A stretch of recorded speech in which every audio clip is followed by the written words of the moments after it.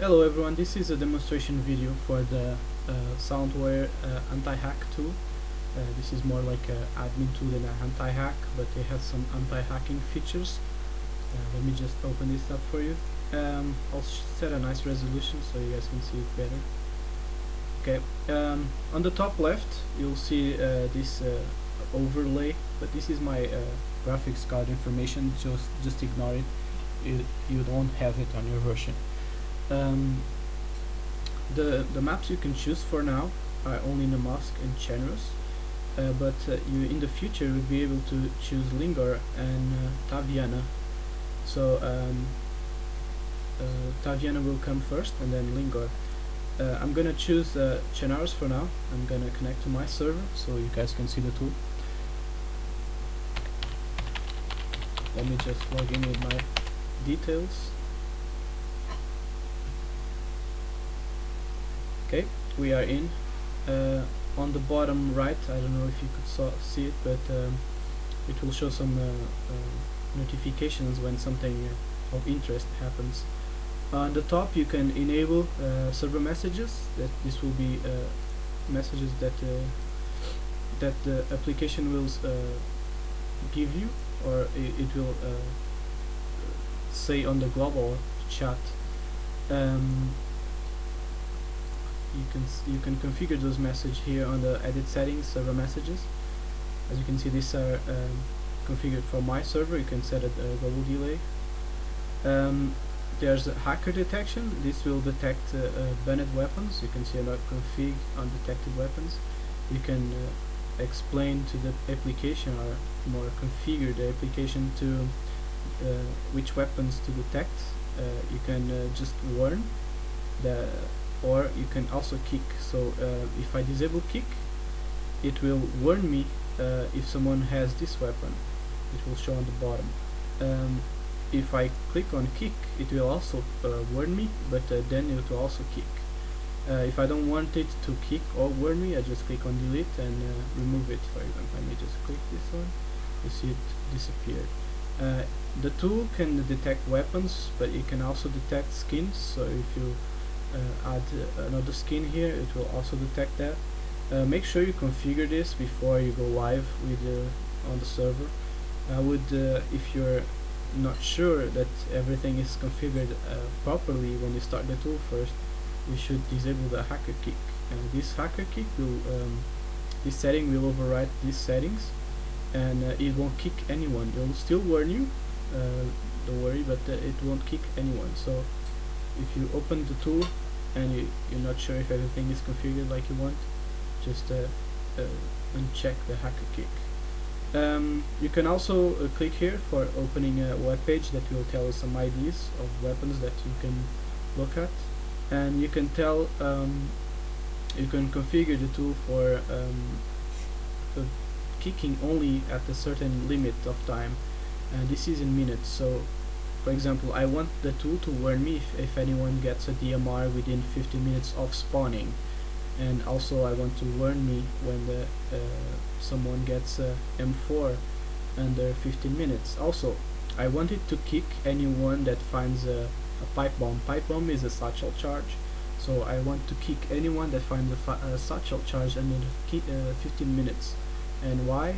Because most hackers will just spawn some satchel charges and blow up buildings within 15 minutes of spawning, because they can teleport, etc.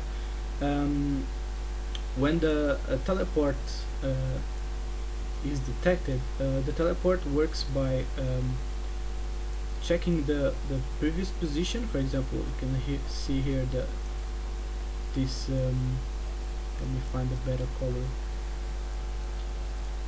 Okay, this one. Sorry about that. You see these tracers? This means that this player went from this position to this position, and this position has a distance that I can use to calculate the speed at which the update was made, and also I record the time from this position update to the other position update, and with that I can calculate the speed of it. So it will calculate the speed for trying to detect teleports, and it will, if for example, if the position update from one position to another, if it calculates the speed at a higher speed than a set limit, it will detect as if a teleport. Right now the limit is set as 130, and that's a bit higher than the maximum speed of any car. And for choppers, it will detect if the player is on a chopper.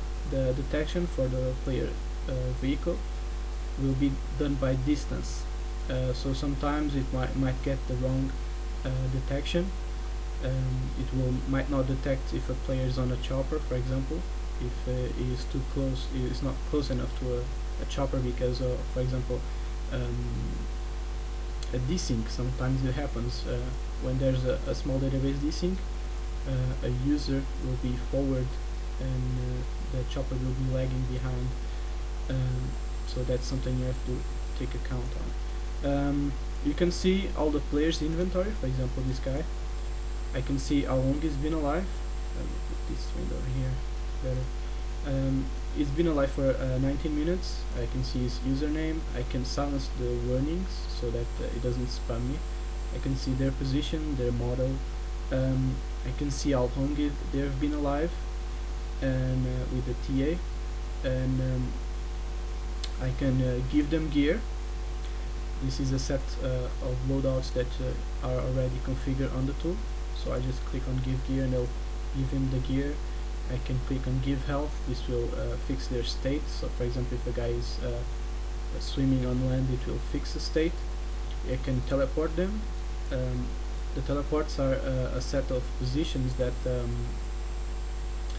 are pre-configured by you, and they have a comment, and you can add more if you want to, but these ones come already with the tool, so you don't have to worry about those. This one, for example, is not West Airfield, so I just click on teleport, and this will teleport the player to Northwest Airfield. You can PM the player for sending him private messages. You can kick the player with a message. You can ban the player, and you can also see the player. For example, if the window is somewhere up north, and I click on see, it will teleport the window or the camera to this player, so I can actually look at him and see where he is. This is very useful, for example, when we are looking at the player list. The player list will tell me all the players that are connected. If I click on inv, this inv is an inventory, so this window will open, and I can see all the stuff that he has. I'll call the inventory, and I can actually click on C, and it will teleport me the camera to him. If I also click on their names, I can insta teleport the camera, so I can actually see where they are faster than clicking on the inventory. As far as the inventory goes, you can also see the player guide and player unique IDs. I'm not going to show you those because those are private to this person, so I'm not going to show them to you. As far as searching, I can search for a player. This is a search for offline player. Sorry. If the player is offline, I can still look at him, see what gear he had, and what position he had, etc. I can see the player list. I've seen that already, but it shows how long they've been on the server, and what the ping is, where if they are in the lobby or if they are in game, etc. There's the config options, lets you configure the detected weapons, as I show you, the server message, as I showed you before, but they also have application settings. This application settings will be for